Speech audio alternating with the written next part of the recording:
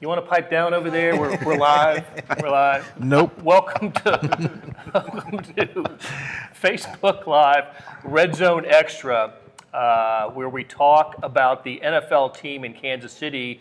That's our chief team, right? That's our chief concern. That as we talk about the Kansas City Chiefs with the group here. To my left, we have Vahe Gregorian. To my right, Sam Mellinger. To his right, Sam McDowell. How you doing, guys? Good. Excellent. Everybody good? Good. Everybody good. We got an NFL game coming up Sunday involving our local 11 in Detroit.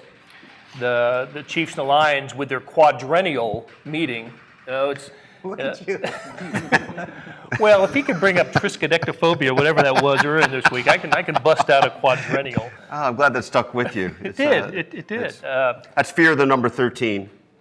And Triskaidekaphobic. quadrennial, of course, every 4 years, like the Olympics or presidential elections, the Chiefs and the Lions play once every 4 years. So we got that coming up on Sunday. We'll all be there. Unlike the last time the Chiefs played the Lions, when only one person, one member of the coverage team was there. and he was quite upset with us for covering the World Series. Yeah. But by the time Therese Paler returned from London, the last time that the Chiefs and Lions met, he was a happy camper. Remember, he was happy that he went and really enjoyed his experience in London. We will have a trivia question later in the show from that game. So when we deliver it, I want to get some answers, which means there's a participation part of this. Send us your questions, your comments over Facebook Live, and we'll try to get to as many as we can. Also later, we will give you our picks to click, or where the rubber meets the road, Chiefs players who we think might end up starring in Sunday's game. So let's take a quick look back at last week. Chiefs beat the Baltimore Ravens 33-28. It kind of unfolded as the first two Chiefs games went. The Chiefs built a 3-score lead in the second half. They, unlike the other two games, they kind of had to hang on in this one. The Lamar Jackson and Baltimore Ravens rallied back and made it a 1-score game at the end. Chiefs took a knee, always the way you want to win a game or end a game, but they had to pick up a first down to take that knee. So, any lingering thoughts from Chiefs Baltimore? Made the Chiefs 3-0. Anything to the 4 day later thought from that game? I'd just say I think they got better with that game. They sort of the cliche, they got punched in the mouth and punched back. And I think sort of my stat of the game, there's a lot of them, right? You think of the fact the Ravens were compelled to go for it on fourth down 4 times and had the 2-point mentality on the keeping pace with the Chiefs game. But Blair, you kind of threw out the stat of the game at halftime when Patrick Mahomes had the season low 274 first half passing yards. I think that tells us where we are. It was a disaster, near disaster, the season low halftime passing stats. So you bring up a good point about just that. It was a little bit different. The quality of the opponent, I think, was better for the Chiefs in that game. And speaking of the quality of the opponent, the Lions are coming off of a victory over the Eagles, and a week before that, they beat the San Diego Chargers of Los Angeles, and 2 playoff teams last year. The Chiefs have beaten 1 playoff team. The Lions have defeated 2. Should the Lions be taken pretty seriously? They're an undefeated team. They're good. I don't know. I feel like this is a track meet, though. I think there's a realistic chance that we're watching the best quarterback of all time, like in his second year. I know it's a ridiculous thing, right? 20 games in, but I keep thinking about that. I think the line is like 6.5, which seems like a lot for a team that hasn't lost at home to be a 6.5-point underdog, but I don't know. I feel like I would take the over. All right, so Sam McDowell has the mic. I love that. Got the mic. Testing. The line started at 6.5. And I think it's still there today. So what does that mean if the line doesn't move during the week? Yeah, I mean, obviously, it seems to be at the right number, but the line that has moved is the over-under has got, to kind of lend to your point is the over-under has gone from 53 to 54. So I do think people think that this is going to be a high-scoring game. And the Detroit defense is a little bit deceptive in the amount of points they've given up because they forced a lot of turnovers. Now, sometimes you sort of luck into turnovers. Sometimes it's all what you're doing defensively. And I think that's going to be the key to the game is if the Chiefs don't turn it over, I have a hard time figuring out how the Lions stop them. But that's sort of the Lions' MO with Matt Patricia as head coach, right? So the former defensive coordinator of the Patriots, the Patriots there are a lot of things, a lot of good things. And one of those good things is the takeaways. That's just been a mark of a Bill Belichick team.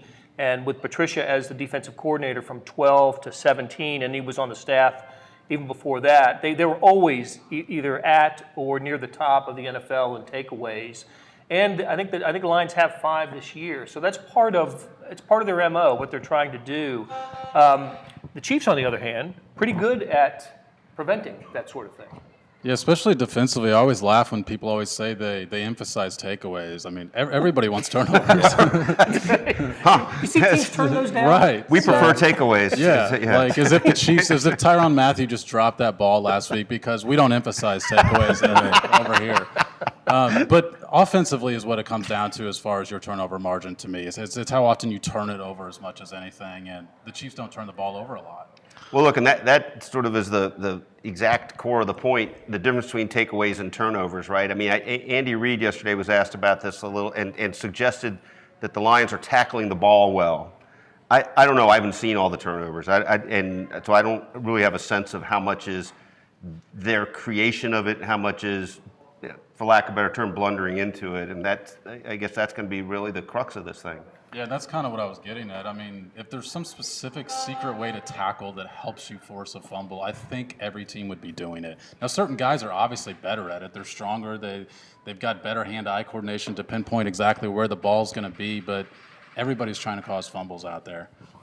I learned we talk about takeaways and turnovers. I learned there's actually a new kind of subcategory off of that this week, and it's like negative graded throws. Have you guys seen the Pro Football Focus? I have not. Pat Mahomes. Pat Mahomes this week was the 6th rated quarterback by Pro Football Focus because of his because he's 19th in the NFL, the 6th rated quarterback through 3 games this year, because he ranks 19th in avoiding negative graded throws. Now he doesn't have any interceptions. But so I guess to whoever created this stat thinks that some of his throws have a negative grade. Tyrann Mathieu approved stat. Yeah, that's right. Was it you, Blair, asking the Honey Badger yesterday about his feelings about Pro Football Focus grading? Yeah, and only because I was following up on a tweet of his where he questioned the Pro Football Focus. Let's establish this. We all like Pro Football Focus. Yeah. Those guys do a great job. They break down film on a regular basis. Look, they do. Listen, we all use it, right? Yeah. And report on it. But any ranking through 3 games that has Patrick Mahomes, first of all, 6th overall in anything, I think would be worthy of question. Yeah. How dare you, as our friend Greta says. They do a great job of it's better than just kind of shooting off the hip and just going by the eye. I mean, these guys go through the tape multiple times and have a system at least. But I'm trying to think of, what are the passes that have been negatively graded? There was one that could have been picked. Seems like he's had 2 this season. One against Oakland that probably should have been picked. And then one against Baltimore that could have been picked. That went right over, I forgot the defender, but Sammy Watkins caught it high. But other than that, I don't know what the negative grades would be. But anyway, those guys are smart. I'm not... I wish I had the exact numbers on this stat here, but I think this is a more pertinent stat. Hopefully you guys recall what it was, but his completion percentage on passes of 20 yards, thrown 20 yards or more downfield, is higher than the completion percentage of 18 quarterbacks on all passes altogether. I think that's a better stat. 65% was the number. Yeah. Yeah. Seems high. Seems good. Yeah. Seems pretty solid. You wonder if that factors in the fact that he's able to make more difficult throws because he is a more accurate guy. I actually think he's been more accurate through 3 weeks this year than he has been last year, just as far as the way he's pinpointing his passes. And you wonder if he's able to take more risks because he's just better at it, and that that's not maybe quite as dangerous of a throw for him as it might be for somebody else. It's a good point. It's like it would be negatively graded if it was, Phillip Rivers throwing it. Yeah. Like I think that's a normal human. Yeah. But it's Steph, sidearm. Steph Curry through takes bad people. shots, right? Right, exactly.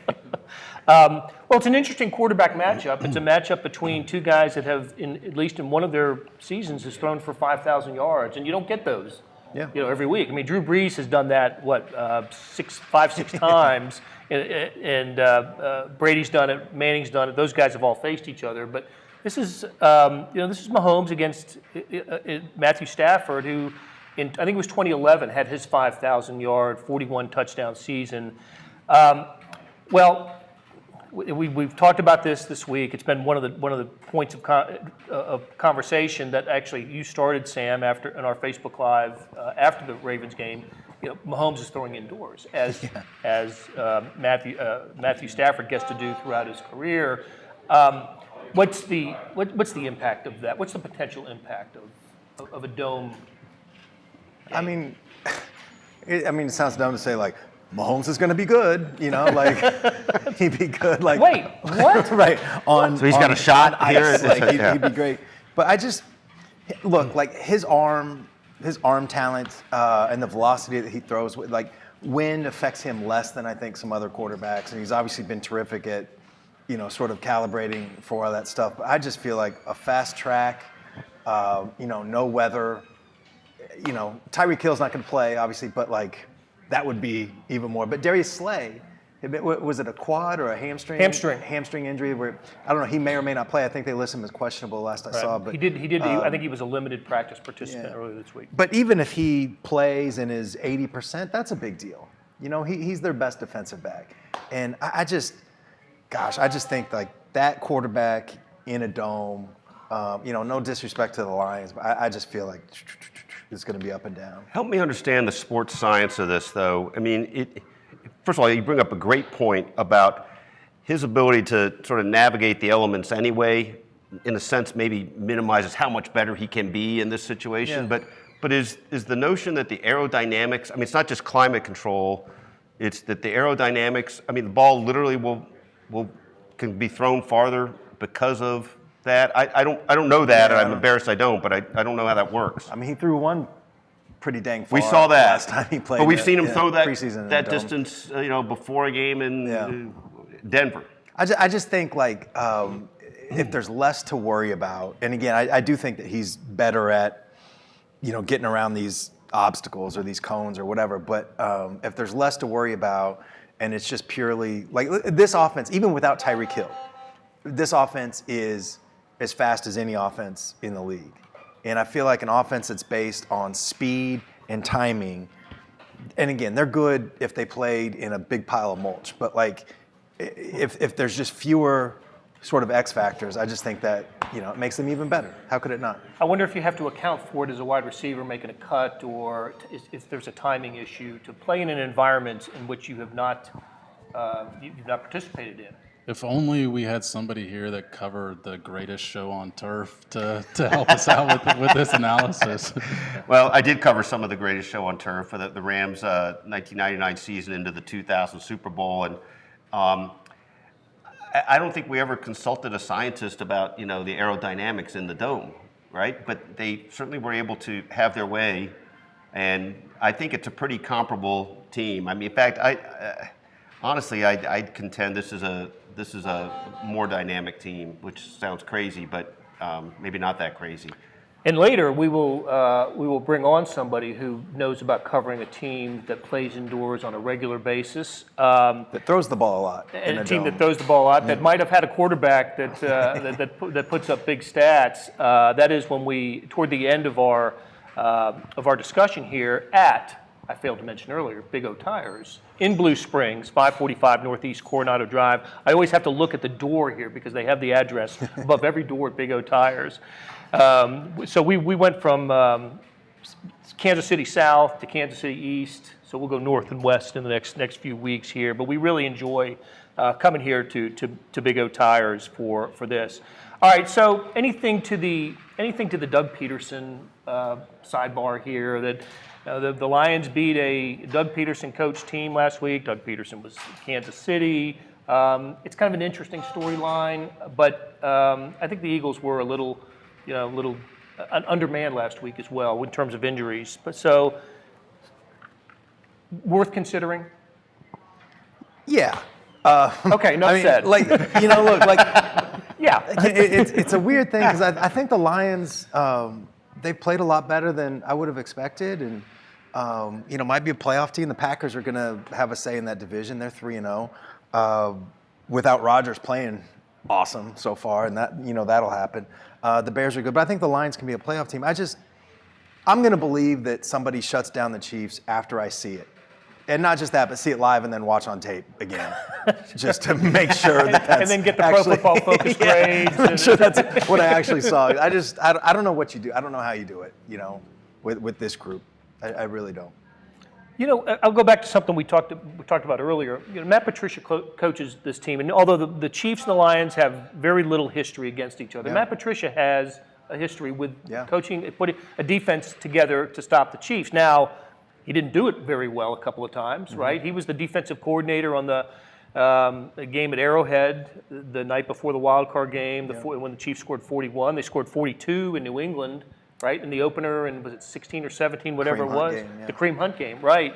But he did shut down the Chiefs in the playoffs when the Chiefs went back to so it had to be 15, right? So the Chiefs went back to New England that year and lost in the playoff game. So Patricia has he does have a little bit more of a history defending, scripting a defense against Chiefs, but first time against Patrick Mahomes. Doesn't that change the equation? I think it does. I mean, maybe there's a little bit of a blueprint with this Eagles game, but even that's different, right? I mean, it's not like Peterson's a clone of Andy, and Andy certainly is imaginative enough that he wouldn't allow that to happen anyway. And the Mahomes factor does change everything. And really, I can't remember how long Patricia was coordinator. He didn't coordinate against Andy when Andy was in Philadelphia, did he?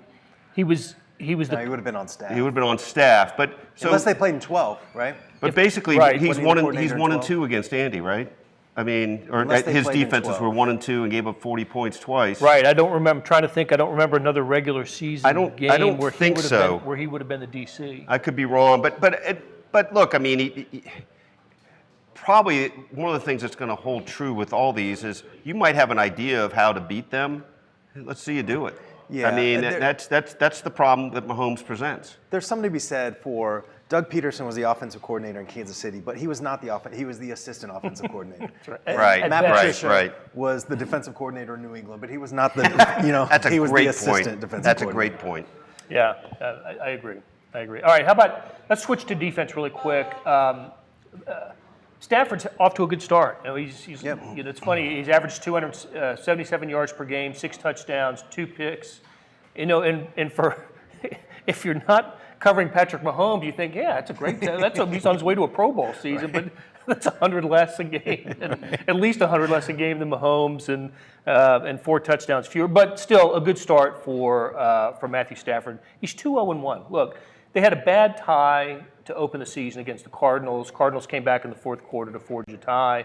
But again, these last 2 games to beat the Chargers and the Eagles, quarterback gets some credit for that. Matthew Stafford can win football games.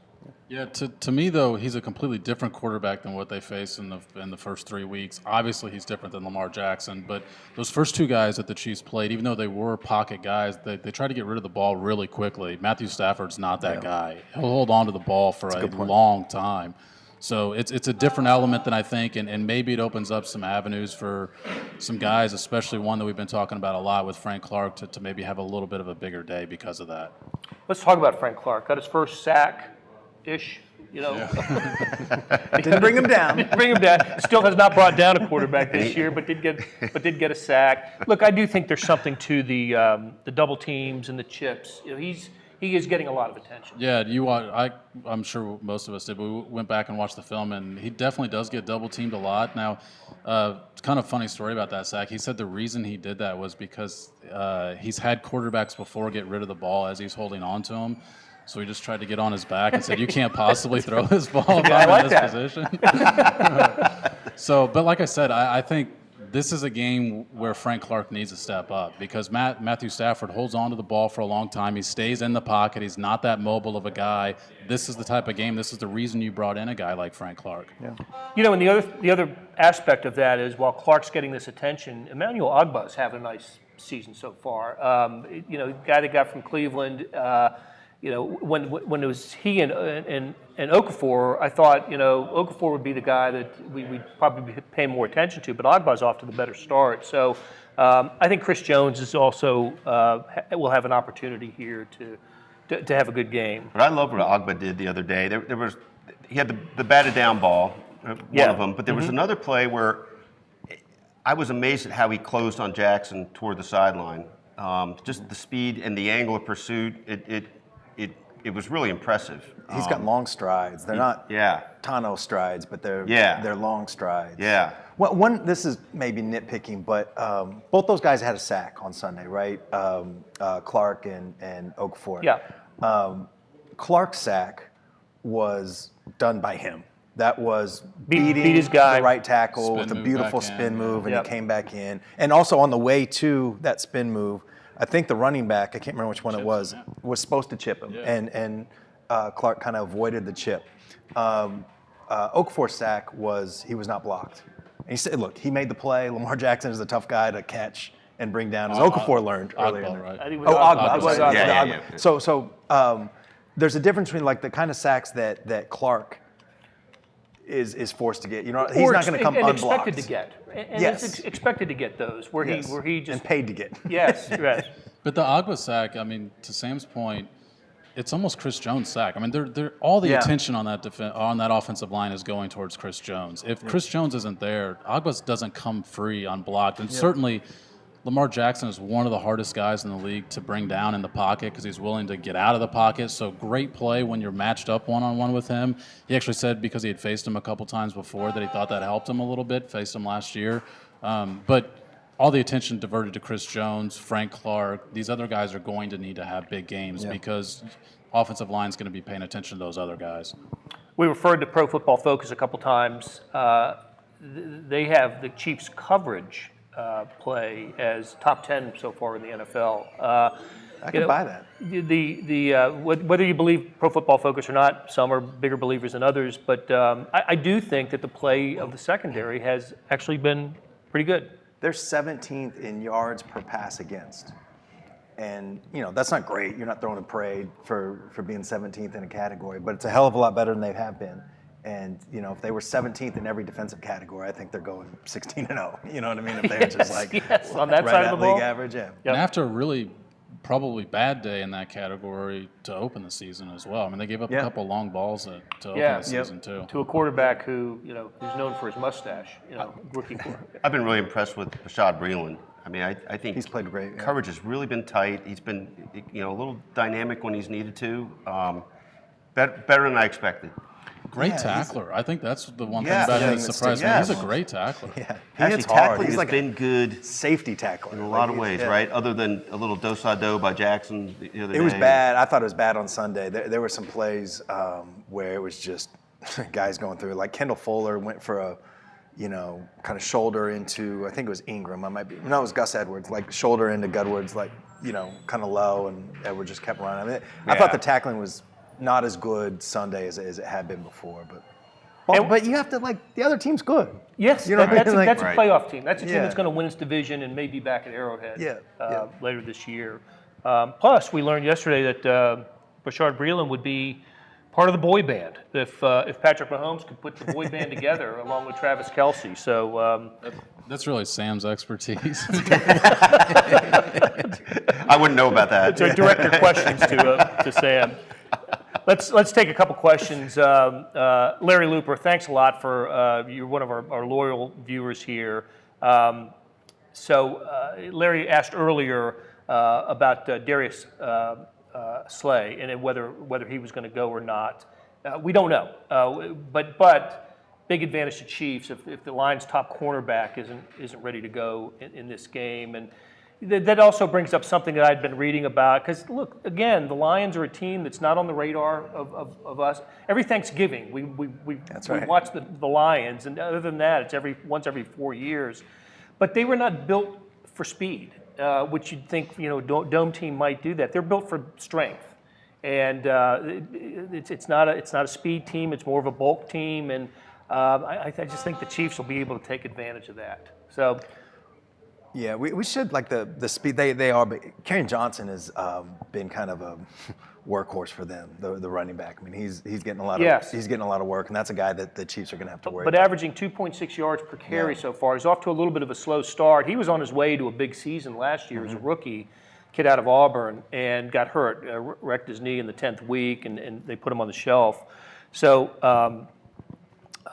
They're players. You don't get to be 2-0-1 and beat two playoff teams. That Philly win was in Philly too. That wasn't. That wasn't in the dome. Yeah, Philly was missing a couple wide receivers, which I think was key in that game. Alshon Jeffries was gone. Yeah, and I think Deshaun Jackson missed that game too. But to me, as much as people want to talk about Mahomes playing a dome, and it is interesting. Where it really shows up on the field, though, is your speed. And the Chiefs have more speed than probably anybody in the NFL on offense. So they might want to dismiss playing in a dome for the Mahomes angle of it, but the rest of the angle of it is going to play a factor. Agreed. Okay. So let's take this moment to come up with picks for when the rubber meets the road. These are players who we think will have an opportunity to stand out for the Chiefs this weekend. And have we been right on any of these? I don't know, but that gets more dramatic every time you read it. That's right. I'll do it in a British accent next week. All right. Since you were such a smartass about it, Sam, you will go first. We'll ask you first. I mentioned it before, and it's kind of the reasons I mentioned it before, so I won't get too analytical here. But I think Frank Clark has his biggest game as a Chief this week. It's the opportunity to have that. Yeah, I think finally a guy that's in the pocket, and I think that it opens up for him more than what we've seen in the first 3 weeks. All right, Melly, you got. Well, that was going to be my pick. Yeah, mine too. So it was my pick last week. I'll go. Well, you weren't really all that right last week. It was my pick. I didn't say I was right. It's just just a week ahead. They don't pay us to get it right. They pay us to pick them. I'll go with the other big free agent signing then. I guess I think he'll have a sack and/or an interception. He came really damn close 2 or 3 times on Sunday. The Honey Badger. Yeah, and I think Tyrann Mathieu will have a turnover. I'm going to say Tyrann Mathieu's going to have a pick 6.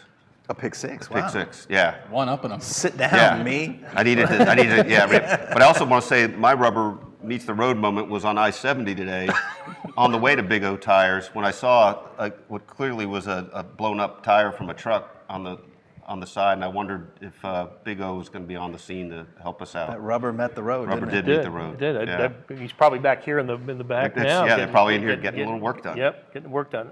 I'm going to go with McCole Hardman. And look, he's just had 2 big plays each of the last 2 weeks. His first NFL touchdown at Oakland, and he had the monster play this past weekend. So I'm not going to suggest he'll have a third receiving touchdown. I think he'll have a return touchdown. I think Lions special teams are just a little bit shaky. I wouldn't be surprised to see the Chiefs have a return touchdown in this game. By the way, about Hardman, I might have this wrong. You have to check me on this, but he hasn't had that many touches, right? I mean, it's he doesn't get targeted, but he's only had maybe 4 catches. He's made the most of his targets. His yards per touch is like sky high. Yeah, like 38 yards or something. I would look for him to get more touches. Yeah. Okay. All right. So at this point, the group of 4 is going to become 5. If we can entice Herbie Teope to wander over here and join our group, let us introduce you, Herbie, to Facebook Live audience. We talked, and we're, of course we're messing up Beth, our producer, because now she's got to get 5 in the shot. We introduced Herbie earlier this week on the SportsBeat KC podcast. We're doing it now on Facebook Live. Herbie just joined us. He just joined the Star, but he's rejoined the Chiefs football coverage after a 4-year absence. Not absence. He was in New Orleans covering the Saints for that time, which is why we referred to earlier, experience covering a team in a dome with a quarterback who kind of knows what he's doing in that environment. Herbie, welcome. Thank you, Blair. And it looks like I'm going to be the lead singer for this boy band, so we're good. You are. Sam. You We're already good. are. You are my fire. And this is what we have to look forward to. It's what you have to look forward to. It's going to be fun. We're going to have fun, gentlemen. All right. So were we on track? Does playing indoors make a difference to offensive-minded teams? It seems to have helped the Saints over the years. I think it does. When you think about Sean Payton's offenses, he always looks for guys who are track speed kind of guys. Alvin Kamara, Michael Thomas excels on the carpet.